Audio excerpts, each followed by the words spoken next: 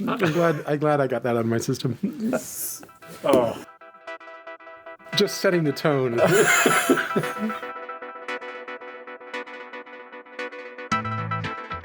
Welcome once again to Free Associations from the Boston University School of Public Health, the Public Health and Medical Journal Club podcast for anyone who is as confused by the latest health study as I am by how long we should be isolating. Have you guys figured out these new guidelines yet? No. Not really. Between 5 and 10 days. And do you have to test to get out of Apparently not. isolation I think you jail? don't, but you probably should. It seems to me you should. Agreed. But, and do the rules apply the same if you are asymptomatic or symptomatic? I think that you have to be X number of days after symptomatic to test out. Or test positivity. Yeah. They sort of put those in the same category. Yeah. The only point here is the fact that we aren't totally clear suggests to me they aren't very clear. Correct. Right. Yeah, which is problematic. Anyway, it's problematic. I am Matt Fox from the Departments of Epidemiology and Global Health at the Boston University School of Public Health. I am joined once again by my co-host, Dr. Christopher Gill from the Department of Global Health. Welcome, Chris. Hello, Matthew P. Fox. And I am also joined by Dr. Don Thea from the Department of Global Health as well. Welcome, Don. Matt, Chris. Now, my notes actually say Dr. Don Thea. Did you get a second? I've only gotten one. Just one. So and a master. I'm a master also. You are a master, I'm a but master and a doctor. you are not a doctor. No. So, guys, we got to do a review. Oh, really? We do. Oh. It says excellent science talking. That's the Science title. talking. I like that. Is that what we do? And then it says is that like close talking? it's kind of like close talking, maybe. From Seinfeld. Maple that's Tree right. 7. It says, I love listening to qualified people talk. Qualified people. Is that us? Oh, I don't know who this is about. This person's very I love listening to misinformed. qualified people talk about research, and this show is my jam. I also appreciate Dr. Gill's haiku. I was going to write my own, but then I felt chagrined and humbled. So well done, Chris. Thank you. Nice All right. job. You're the haiku man. All right, so as a reminder, as always, head on over to the Population Health Exchange website at www.pophealthex.org. That's BU's hub for lifelong learning. And also head on over to iTunes or Stitcher, give us another rating, and we will read it live on the air. Is Stitcher like Etsy? Stitcher is exactly like Etsy, except it's for podcasts instead of artisanal Sewing stuff. sewing stuff. Yes. Arts and crafts. Yeah. So now on to the show. So today in our first segment, which is our journal club, we're going to talk about a study on the impact of vaccine exemption policy change and adverse event reporting. And I just want to clarify up front, this does not have to do with COVID vaccines. This is prior to COVID, but probably has implications if you buy the results. So then in the second part of the podcast, which is our deep dive, we're going to talk about a New York Times article entitled Are Vaccine Polls Flawed? This was on Chris was interested in talking about, and then in our Amazing and Amusing, we will get into some things that make us laugh out loud. So, segment one. The article that we're going to talk about is entitled Association Between Vaccine Exemption Policy Change in California and Adverse Event Reporting. It was in the Pediatric Infectious Disease Journal by first author Dr. Ann House of the Immunization Safety Office at CDC. And this one was from May of 2020. So this one is a little bit old. Older, not sort of in keeping with our usual strategy of taking on things that have just come out, but we thought it was interesting and wanted to talk about it. Accordingly, I don't have any headlines for this one. So with that in mind, Chris, give us the rundown. Sure, thanks. And so first I want to give a shout out to the senior author, Saad Omer, who's a colleague of ours. Hello, Saad. Mm-hmm. I think this was published not long after he moved over to Yale from Emory. I think that's probably right. That's about right. Anyway, it concerns the use of the VAERS system, which is the Vaccine Adverse Event Reporting System set up by the CDC and FDA and jointly managed by those two agencies. Which is very much in the news in COVID times. And so I thought before I talk about the study, I should explain what VAERS is, which is it a passive reporting system where individuals who have either experienced an adverse event from a vaccine or are the clinicians caring for a patient who had experienced an event from a vaccine, or are the manufacturers of a product where they became aware of an event, can report this into this sort of central repository of information, and it collects all sorts of information about the event and the timing and the age and the demographics, et cetera. But what it does not do, crucially, is to provide any control group. And so it is a one-sided set of data, which is, I think, one can say it's generally a useful tool for generating hypotheses that can be tested in large epidemiologic studies, but by itself, it doesn't provide any causal data because it does not have a control. And so with that, the paper that we're talking about here concerns a natural experiment about the effect of a change in vaccine exemption policy in the state of California. So previously, prior to 2015, individuals who didn't want to get vaccinated could cite a religious exemption or, a personal belief exemption, I think is exactly how they called it. And in 2015, because of rising rates of pertussis and measles and other outbreaks, so I think it was triggered by the Disneyland measles outbreak, in fact, that exemption was rescinded by the legislature in California. And so that occurred on February 19th, 2015. And so this analysis is sort of taking advantage of that sort of natural experiment to see did this change in policy change the characteristics of VAERS reporting from citizens in California.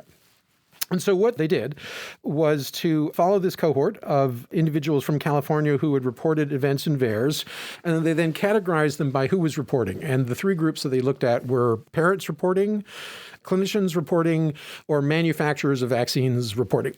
And they looked at the several years before the policy change and then the several years afterwards.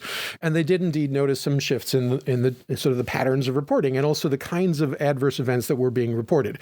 So this is an ecological study because we don't really know much about the individuals who were making these reports. All we know is like who and who was doing it and when they were doing it. But the salient findings from this was they had some 6,700 VAERS reports, and roughly half of those were before the policy change and roughly half were after the policy change. And in the period before, I'll just sort of cut to the results and get right to the point because the methods are not particularly complicated here.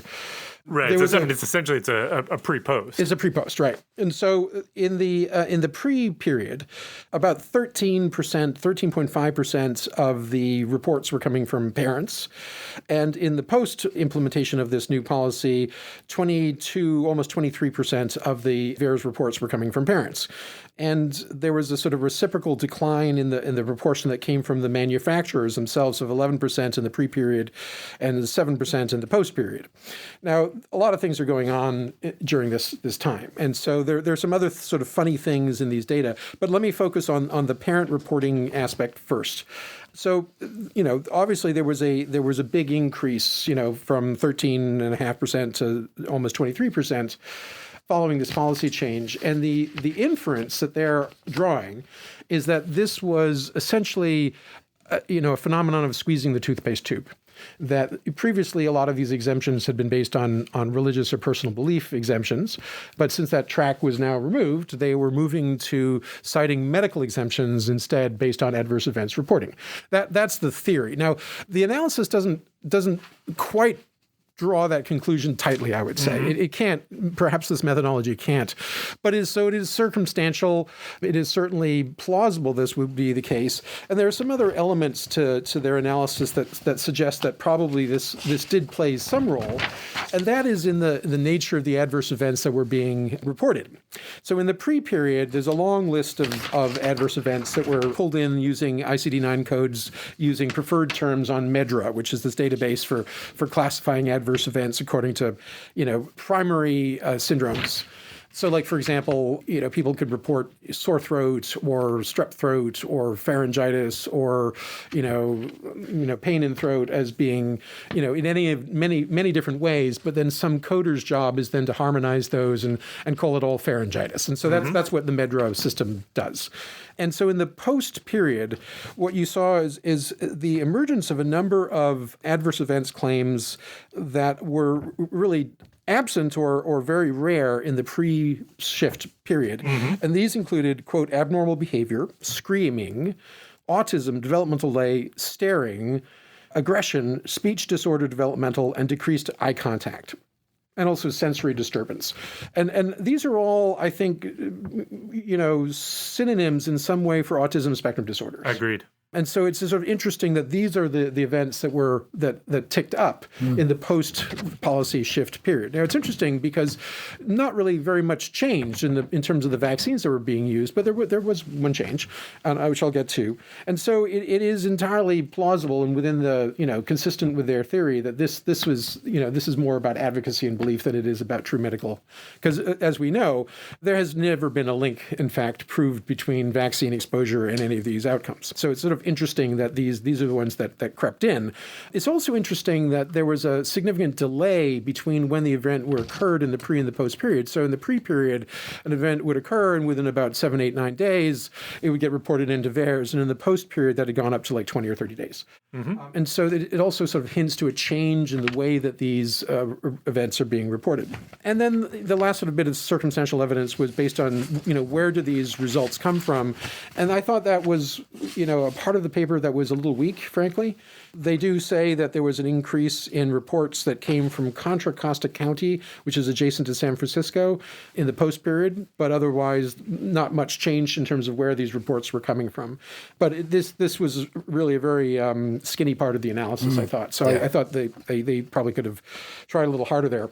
In any case, there was one other piece of this I thought that was really quite interesting, which has not really been remarked on. But in 2013-14, the proportion of VAERS reports that came from manufacturers were 6%, roughly. And in 2014-2015, it went up to 23%. And in 2015-2016, it went up to 31%. Yep. And then in 2016, it fell back down to sort of 5.5%, which was close to its baseline. And I thought that was very interesting about why did the manufacturing rates go up so dramatically. It's a much bigger change, in fact, than what we saw with the parents reporting rates. And I sort of dug into this because I was curious, were there any vaccines that were licensed in that period? And in fact, there were. The 2 meningitis B vaccines went online in 2014 and 2015. Trumemba from Pfizer and Bexsero from Novartis, now GSK, came on in 2015. And so I think what we're seeing there is the mandatory reporting spike that usually follows the introduction of any new product which is the onus for that is on the manufacturer. So that probably explains what they were doing. So we can kind of maybe take that out of the equation and focus instead more on the parent-patient reporting rates. But the relevance to this is that all of these 3 categories of parent, provider, and manufacturer should add up to 100%. So the fact that the manufacturing rates went up so much is going to also obscure the changes in the other 2 groups. Exactly. And they didn't index this. They didn't do an indexed analysis of the absolute number or like as a rate per 100,000 individuals. Yep. So the fact that the manufacturing reporting changed so drastically in that period, probably because of the introduction of these 2 vaccines, is going to really skew the interpretation of the rest of this data. So I wonder if they may have inadvertently shot themselves in the foot on the analysis by not looking at this with an indexed measure. So that was what I thought about this. I thought it was interesting. I think they probably didn't go far enough on their analysis, but it was consistent with the theory that probably, they are moving around because of a change in policy and looking for another way not to do vaccinations. What do you guys think? Possibly. So let me just clarify one thing, which is that I didn't say, I should have said at the beginning, which was this was not a full manuscript. This was a concise communication, I would say. Yeah. So they were somewhat limited. I mean, they could have chosen to, I suppose, have written a full report, but they were limited in what they could actually present, at least in the main part of the manuscript. Don, what was your reaction to this one? I was sort of a little disappointed at where they ended up. I thought going into this that they were going to try to make a connection between the reports of these adverse events and changes in the percentage of people who actually got exemptions themselves. And it's sort of they alluded to it by presenting these data, but didn't really complete it. And that would have been the interesting outcome, but the data setup wasn't really able to do something like that. I think the VAERS system is an important thing to have, but I think it's woefully inadequate and tremendously biased because it's especially with respect to the data that's put in by non-healthcare workers, because it's not controlled in any way. Right. And, so it's not adjudicated in any way, and anybody can put anything in. And I think that lumping it all together is sending the wrong message. But I think it underscores a really important kind of natural experiment that happened in California with the change in this policy. And the number of medical exemptions that were actually granted soon after the change in policy tripled. And there was another study Tripled that from a low percentage, from a though. low percentage, I think it was 0.2% to 0.5% or something like that. but nonetheless went up. But Yeah. and there was another study in pediatrics that came out in 2018 where they took a deeper dive into that. And what they found was that there were a lot of medical exemptions that were being given by physicians and healthcare workers who ordinarily don't provide those medical exemptions, like dermatologists and ophthalmologists and neurosurgeons.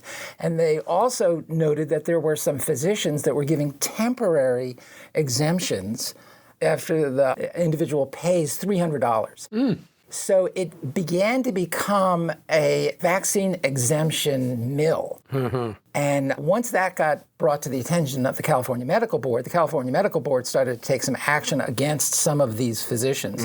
And subsequent to that, these kinds of medical exemptions started to come down again. But it really illustrates how a system can be abused. And it's not surprising that it happened in California, where in one of my favorite statistics is that in West Hollywood, the rate of vaccination of children is less than it is in South Sudan. So this is an area that is quite... Is that because South Sudan is particularly good at vaccinations? Yeah, they are. I'm sure that they are. So first of all, let me just correct the number. So the medical exemptions increased from 0.2% in 2015 to 2016 to 0.7% 2017 to 2018. So you're right. They sort of tripled or somewhere in that neighborhood. But they're also the required vaccination rate rose from 92% to 95% after this change in policy, which I think is a really important consideration. So a net benefit. So it definitely worked. And for measles, where you need about 95% vaccination rate to achieve any kind of herd immunity, it's really important. Absolutely. So I want to go back to, so you pointed out the potential issues with the VAERS system. And it seems to me if we learned anything from the COVID times is VAERS is useless for real scientific analysis. What it's there for, and its stated purpose, is for hypothesis generation. Essentially, it's not an early warning. Early warning, right? So what should we be looking for? Yeah.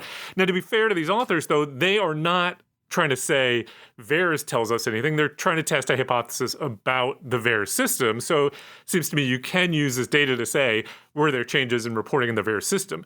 Can you attribute that to something? That's where I thought they were going to go. That's where I think we're going too far because there are lots of other reasons why things could change. The thing I just keep going back to is exactly the point that Chris made, which is why do they focus here on the percent of the reports that are from the parents, right? The hypothesis is that parents or I suppose potentially providers, but mainly parents, are reporting into VAERS more often after the change in policy in order to essentially document a prior adverse event that they could then use for an exemption today. Right. That's exactly what I thought they were going to go for.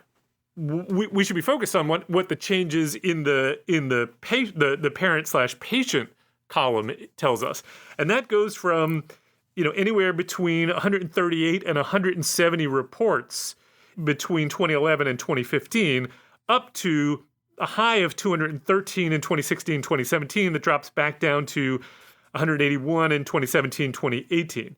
So, yeah, there does appear to be an increase, but it's not a dramatic increase. And as Chris points out, there were these 2 years of increase in the manufacturer reportings in 2014-15 and 2015-2016 that skew the percentage of reports that are from parents. Because those are going to drive them down necessarily. Yeah, so looking at the percentage doesn't make a lot of sense to me. So I'm not as convinced there's a great change here. There is a change, and there's absolutely a change in the percent or in the absolute number of parent/patient reports. But is it large? It's moderate. The second thing is, why would that in and of itself be evidence that the reason why the numbers go up are because people want to, put in a report so they can use that? I mean, it strikes me as possible, right? But I don't see evidence here that demonstrates that. This is not individual level correlated. We're not looking at any correlation between those who actually requested an exemption and put in a report to VAERS. We're just looking at raw numbers on either side. Yeah, one of the things that struck me is that might not have been the motivation for the individual parents themselves in making these claims in VAERS, but it could be that it was a form of advocacy on the part of groups of parents, because I have seen writing and literature and social media stuff where people attempt to band together to increase the number of reports to theirs to make a claim that there's a lot more damage being done to us out here on the front lines than the medical professionals think there is. Yep. And actually, that there's some other support for that, because a number of the anti-vax websites include links to report on VAERS. Right. So they're kind of funneling, And I think they were highly shaking motivated. the trees. Motivated once the personal exemption route was cut off to them. Yeah. Yep. Yeah. So then, I mean, so it seems to me that we are looking at some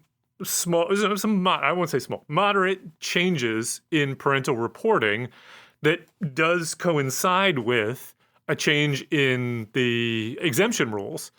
But there are a lot of things that could explain that. And so what's confusing to me is where that hypothesis came from. And if you really did want to test that hypothesis, presumably there would be more convincing ways to do that, as opposed to just saying there's something interesting we think going on here. Maybe it's interesting, maybe it isn't. What are the possibilities that could explain this?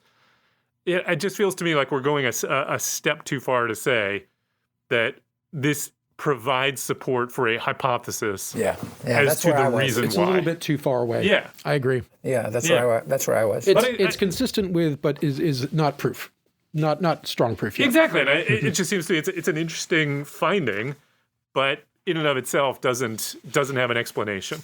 Yeah. I would agree with that summary.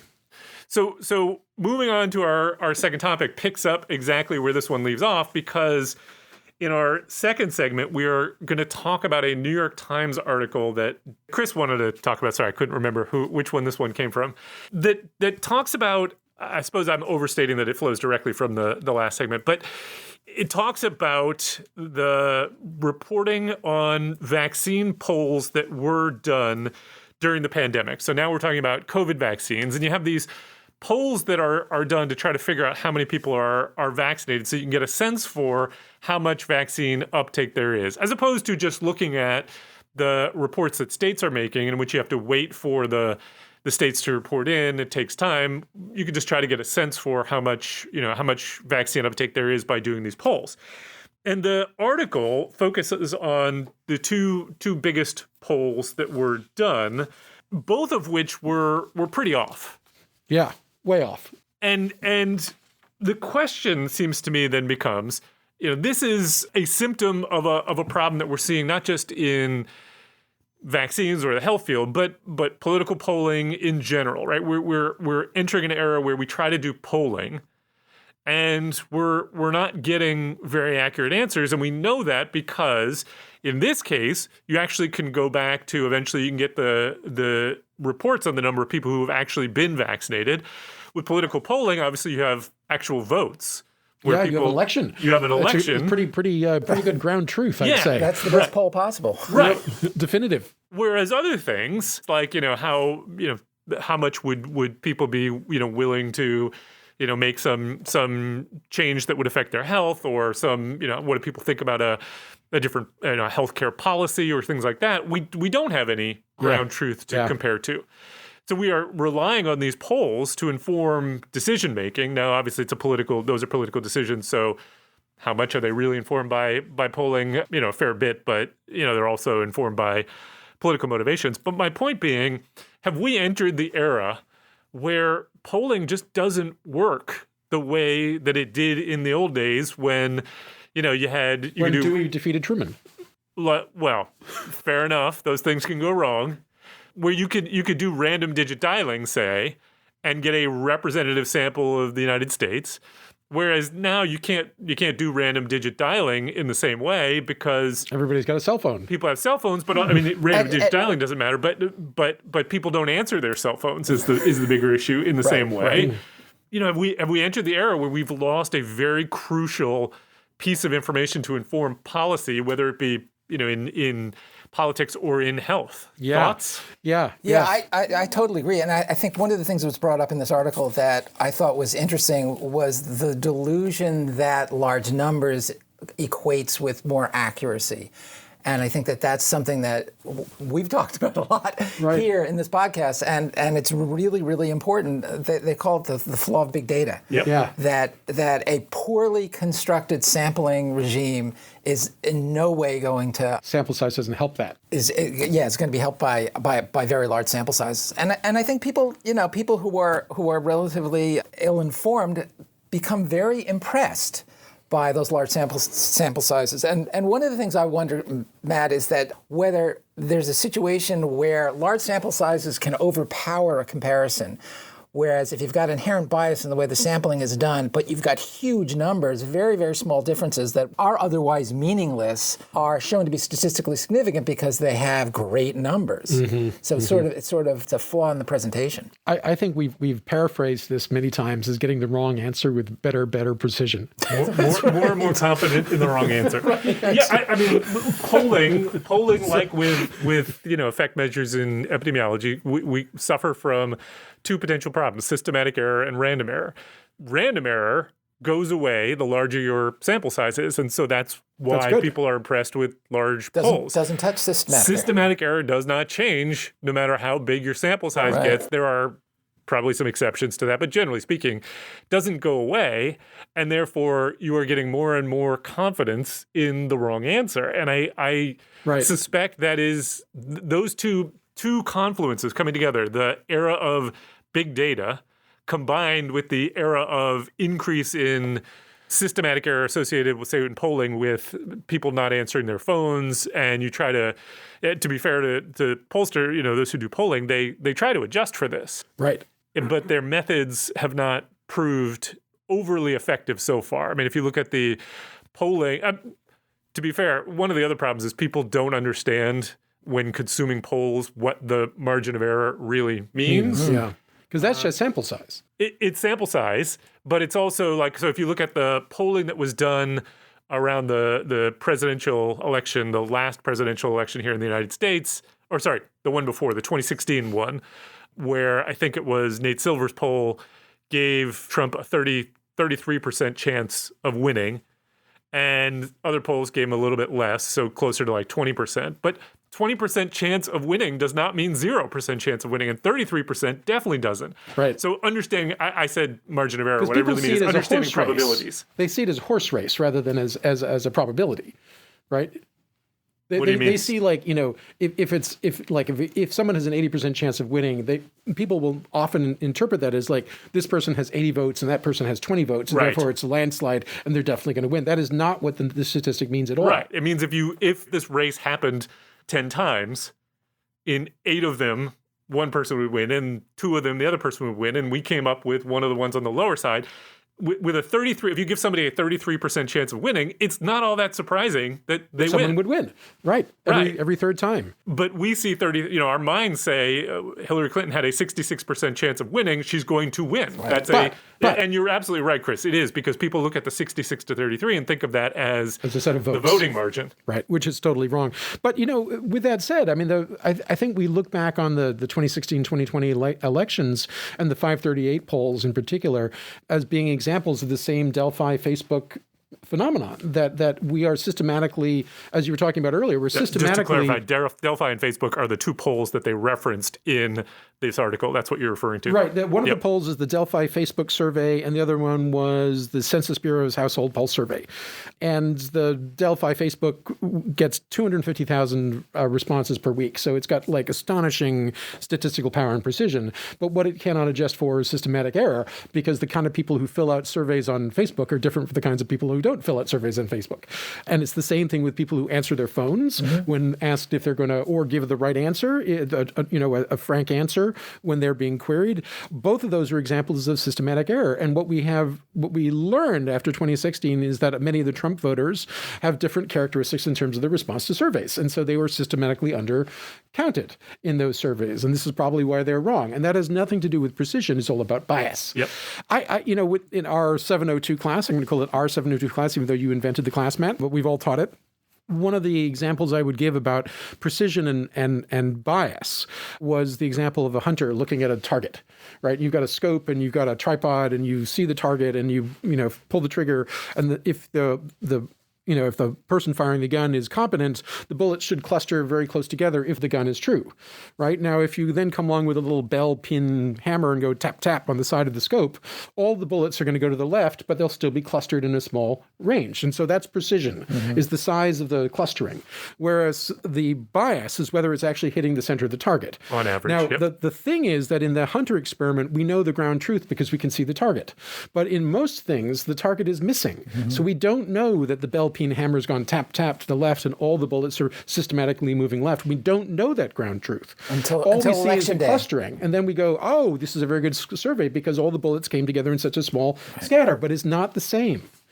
Yeah, and so it seems to me where this matters now. So you've got a couple of different problems going on, which is you've got the potential for people to give you inaccurate information when you ask them, "Have you gotten vaccinated?" Whether it be because your definition of vaccinated is vague, or they don't understand the question, or they just don't want to tell you about their vaccination status. And then you have the problem of the sampling. Are we sampling a population that is either representative of the population or at least can be adjusted to represent the population? Right. And where this comes in for us, I think, is when you're doing prevalence surveys, which I don't know if any of you have ever done. I've never tried to do these, right? We're normally trying to get a population in which we can compare the incidence of some outcome in two different populations.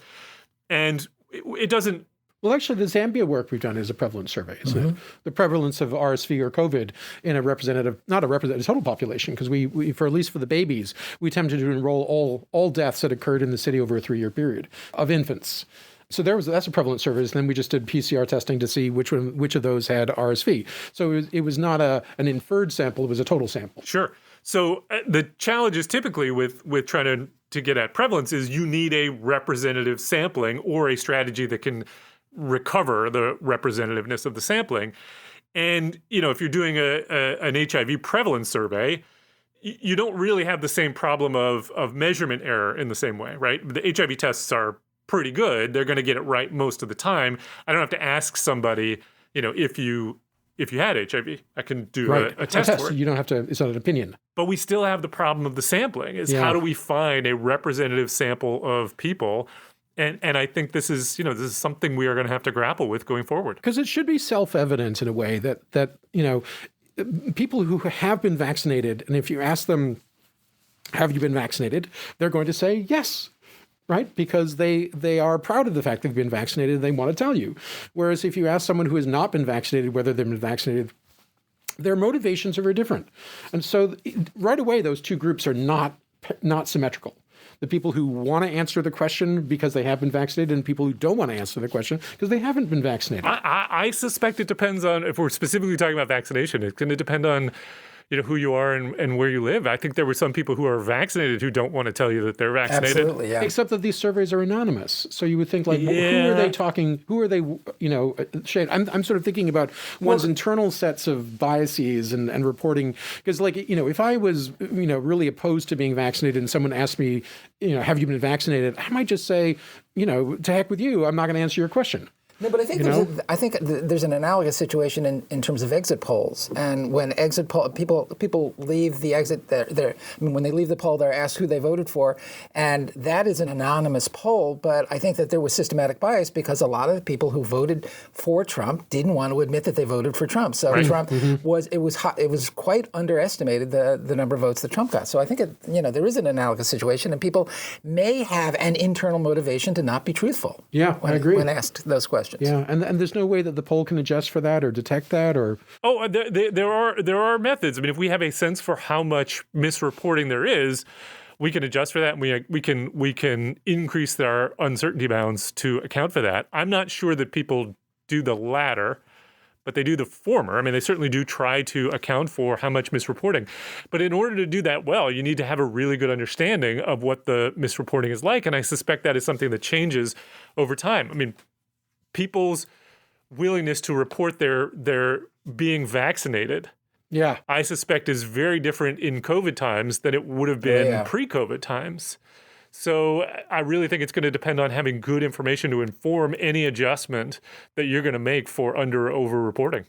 One of the things I thought was really interesting, which comes in the kind of the end of this article, I'll just read the quote. Alex Reinhart, who is a statistician at Carnegie Mellon, he said, this was the Facebook poll, the Delphi Facebook poll. He said, it was pretty good at detecting changes in infection rates and vaccination rates in areas, but not so good at getting the levels right, meaning that it was sensitive to shifts over time, but the absolute value was imprecise. Yeah. But then he says parenthetically, although lately the problem has been different. The Delphi Facebook surveys has shown little change in self-reported vaccination rates, even though the actual vaccination rates have demonstrably risen. Yeah. Interesting. Interesting. So it is like there's an example of where the poll is really like now we have a ground truth showing that the poll is demonstrably not just wrong in terms of an absolute value, but still okay for detecting changes over time, but maybe just wrong. Wrong. Yeah. So what do we do with this? It gets back to your original question of like, what do we do with these big data surveys? Are they worth the price of a postage stamp? I think that the take-home message is to be, we've got to be more skeptical. And I think it was something, Don, that you said during the previous segment, but that I wanted to come back to and I forgot about, which is, motivated reasoning is a heck of a thing. We tend to believe things that comport with what we want them to say. Confirmation bias. Confirmation bias, or it's probably a better term for it than motivated reasoning. But meaning, we tend to be less skeptical of things that tell us what we want to hear. That's right. And so we will spend less time thinking about the potential sources of error that come about in a poll that tells us what we want to hear. And I think we just have to increase our skepticism across the board, particularly for the things that we want to be true. I mean, can we really trust any internet-based poll? I think probably not. I think probably not also, especially ones on Twitter. I love this. No, Twitter is not. I love this this section where we're interviewing this statistician, Dr. Mang at Harvard, and apparently Mang has been screaming about the big data problems for years. And he says like the intuition is that if you solicit opinions about Taylor Swift while you're at a Taylor Swift concert, you won't be getting a good read on overall opinion. And I thought that was such a brilliant example. Of course, right? It's completely biased, because the Taylor Swift haters don't go to Taylor Swift concerts. Wow. Right? So you're saying that survey I did of my family members about my work is not an accurate. But well, let me finish up, and then I'm going to pass it on. But he then put some math behind it. I was really surprised by this, which is that in a perfectly random sample, there's no correlation between someone's opinion and their chance of being included in the data. But of course, there is a correlation. And he said if there's even a 0.5%, which is a very, very, very, very small correlation, right, Matt?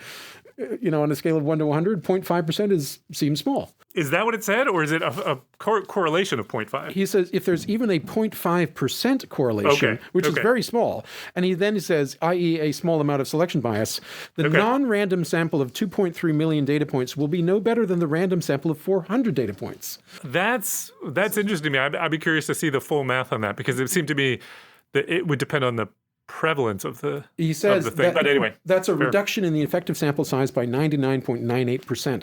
So based on the math, even when there's a small bias to the sampling method, when you're doing these big things, the effect of that bias is really amplified. And I was like, wow, that is astonishing. So there you go. Okay. You don't have to be wrong by much at a sample size like this to be completely wrong. So the take-home message is be more skeptical, especially if it agrees with what you want it to say. Right. All right.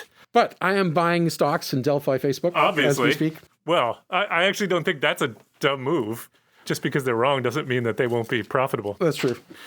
All right, so let's move on to our last segment, which is our Amazing and Amusing. And I'm going to go first because mine is short and follows directly from what we were just talking about. I don't know if either of you came across this paper by Chujun Lin and Mark Thornton called Fooled by Beautiful Data. I did not, but I like the title. Visualization Aesthetics, Biased Trust in Science. Huh. And this is from some folks at the Psychological and Brain Sciences group at Dartmouth. And essentially what they did was a number of different experiments, I'll call them, smallish experiments, but experiments in which they tried to understand the relationship between how attractive a visualization of data was and correlated that with how much people trusted the information. So you look at those New York Times data visualizations that are really beautiful and slick and just so fun to look at. They wanted to know, does that correlate with people's trust in the actual material? And I won't go through the details of how they went about. They did it sort of both just by asking people, but then also by manipulating the attractiveness of things and seeing the changes in the level of trust in the information. And the answer is it absolutely made a difference. The more attractive people found a particular visualization, the more trust people had in the information that it was conveying. I believe it. Which is to say, if you put money into slick graphics for your data, people are going to trust you more regardless of whether or not your information is any good. And again, we're easy marks is what this is saying. It's exactly what it says. And I feel like, wow, this is speaking to me. I mean, I look at those New York Times visualizations, or is it New York? Yeah, it's the New York Times that does those really fancy graphics, and I think, okay, this is good information here, and I suspect it has something to do with the fact that I think that if you've got enough money and energy to put into the presentation of the data, then you also got money to put into the collecting high quality data in the first place. But that is completely, I think, a misplaced. There's possibly a little bit of confounding there, but nonetheless, I think I buy it. What we don't know is whether there is any actual correlation between quality of information and attractiveness. In other words, it is theoretically possible that my hypothesis has some truth to it, that if you've got money or you're prepared to invest in how you present your data, you also think very carefully about your data. It's theoretically possible, but we don't have any evidence of that yet. But certainly the trustworthiness in the data is influenced by how attractive it is. And I forgot to say it, and I didn't write down the person, but this was actually sent in on Twitter by one of our listeners. Cool. And I forgot who it was, so my apologies to the person who sent this in. I did not find this one myself. Okay. Wow. Cool. Chris, what do you got? Well, I got two shorties. All right. The first one is I'm sort of like, taking a soapbox position in defense of Subway sandwich shops. What now? So I don't know if you've been following this, particularly in the Washington Post. Eat fresh, refresh? There's this whole movement that the tuna fish sandwiches sold at Subway don't have any tuna fish in them. I've heard about this. And this is like some big scandal. Now, I have to say, I love tuna fish. I've eaten tuna fish my entire life, and I know what tuna fish tastes like. And though I don't particularly admire the Subway tuna fish sandwiches, that fish, I would put my life on it, is tuna fish. It tastes like tuna fish. It smells like tuna fish. It looks like tuna fish. It has the consistency of tuna fish. And it would have to be a pretty, elaborate, like fraud conspiracy even to like replace this thing that looks and tastes with tuna fish with some fake tuna substitute. Like, why would you do that? It just doesn't make any sense. So I've been thinking about this, like what's going on, because they're using PCR. But okay. They're using PCR to test the tuna fish to see if it's tuna fish. And they keep saying there's no detectable DNA from tuna fish in the tuna fish. But they can detect, interestingly, pork and beef. Now, what? We run a lab in Lusaka that uses PCR. And so I'm not a molecular biologist. I'm not an expert in PCR, but I've learned a little bit about this. And I also know a lot about tuna fish because I love tuna fish. You are a tuna fish expert. And the difference between, like, say, a ham sandwich and a tuna fish sandwich is that the tuna fish has to be autoclaved to be put into a can, which means that you heat it to an exceptionally high temperature under pressure because it has to be sterile, not just safe. That's where you're going. Right? And the autoclave process is bound to denature the DNA. And so there's no signal left in the can of tuna fish because you've heated it to such a high temperature that of course it's going to be PCR negative. And what you're detecting in the sample is that PCR is incredibly sensitive and it's picking up the spoon that was used to that touched the beef and the pork. They have Subway in Lusaka. I think we ought to grab some tuna fish from the Subway shop in Lusaka and bring it to your PCR lab. Let's do the test. I think what we should do is we should get a slab of fresh tuna fish, test it, then autoclave it, and then test it. And then that will, I think, probably settle the tuna fish conspiracy scandal of 2021. Do you know how 2022? Do you know how grateful I am that the two of you are finally answering the important questions of the day? This is an important contribution to science that the two of you are really going to get involved in. And so, like, again, I don't want to. I have no This is up particular there with- allegiance. I'm not a shill for Subway. For Big Tuna. I don't particularly enjoy their sandwiches, but it makes me so cross that this claim has managed to continue to perpetuate, and there are lawsuits going on around this now. And I actually kind of feel like the Subway people have been treated a little bit unfairly on this one. Okay. All right. But I have one other thing. Quite I have a one other position. thing, which is Quite super a short, position. which is sort of Tolkien. Are you guys Tolkien fans? Sort of. Sort of, yeah, kind of. I am. I read The Lord of the Rings like 8 times and loved The Hobbit and read it to my kids, and they didn't particularly like it. But what can you do? So I have 2 questions for you. 3 questions. What does J.R.R. Tolkien, the J.R.R. stand for? Does anybody know? No.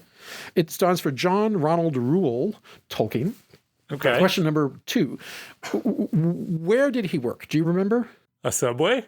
No. Oh. But he probably would have made more money than when he actually did work, which was... A patent office? He worked at Oxford University. He was a professor at Oxford. Okay.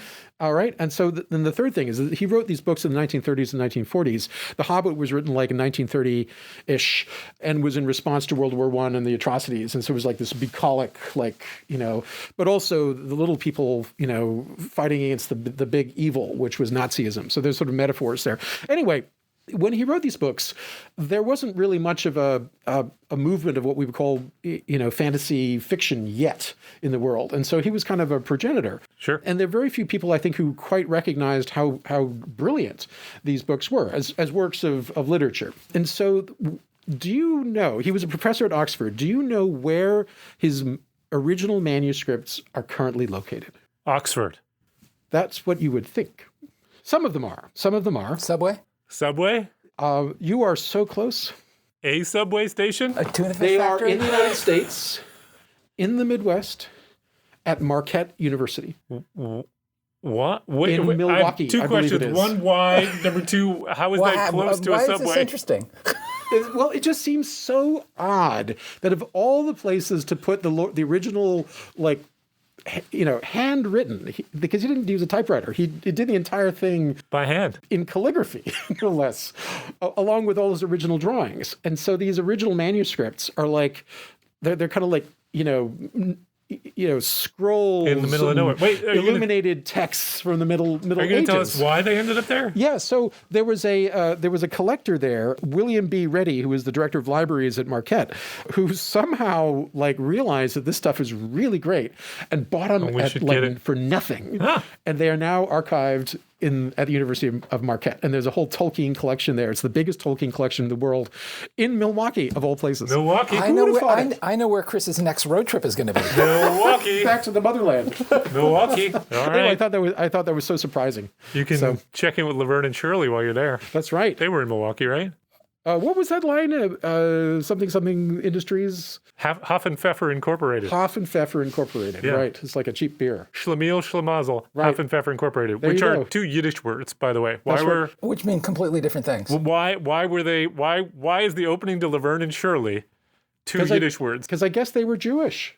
They Though were it's not not. really highlighted in this show. You know what the difference between a schlemiel and a schlemazel is? I What is the did at difference? one point. One is they're 2 different words for idiot, right? But one is the different kinds of idiots. So the schlemazel is the person who drops their chicken salad in your lap, and the schlemiel Is the one who has the Gets chicken, salad dropped in their lap. Yeah. Oh, the victim and the perpetrator? But Laverne and That's Shirley awesome. were not Jewish, were they? I don't know. Well, maybe they were. I don't And think it's they just, were. It was like a Laverne hint. DeFazio was a That sounds Italian. That's doesn't it? Jew, and yeah.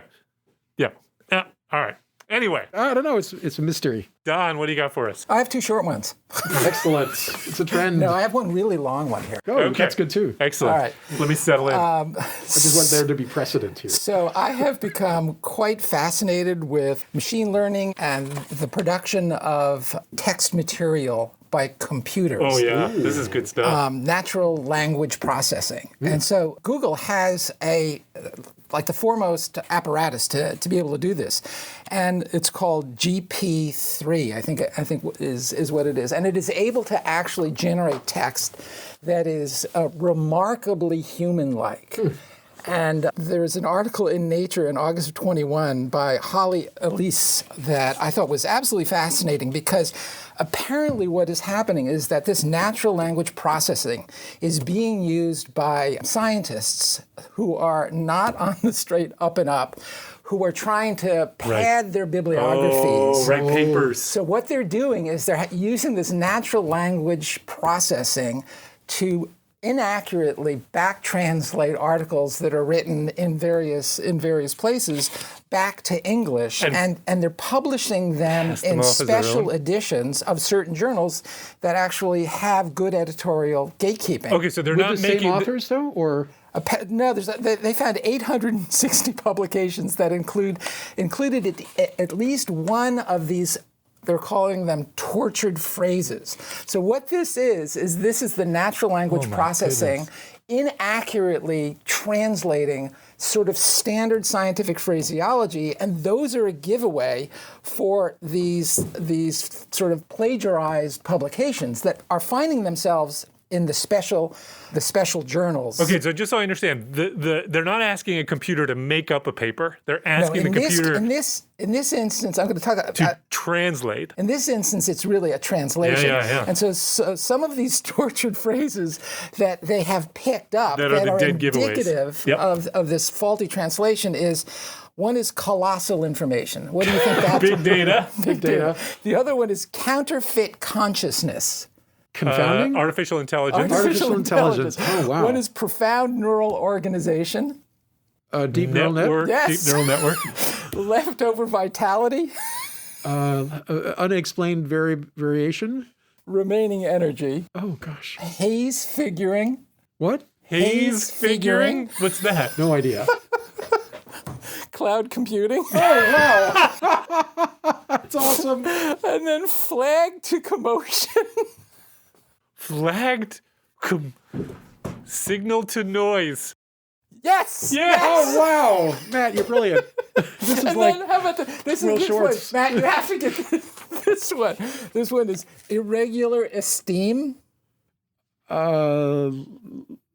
Irregular.